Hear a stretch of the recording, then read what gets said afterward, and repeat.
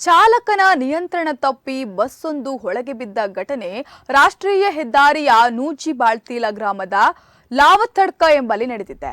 ಈ ಘಟನೆ ಸುಮಾರು ತಡರಾತ್ರಿ 11ರಿಂದ 12ರ ವೇಳೆಗೆ ಶುಕ್ರವಾರ ನಡೆದಿದೆ. ಈ ದುರ್ಘಟನೆಯ ಸಂದರ್ಭ ಬಸ್ನ ಚಾಲಕ ಸ್ಥಳದಲ್ಲೇ ಮೃತಪಟ್ಟಿದ್ದು, ಮೃತ ಚಾಲಕ ಭರತ್ ಎಂದು ಗುರುತಿಸಲಾಗಿದೆ. ಈ ಬಗ್ಗೆ ಕಡಬ ಪೊಲೀಸ್ ಠಾಣೆಯಲ್ಲಿ ಪ್ರಕರಣ ದಾಖಲಾಗಿದೆ.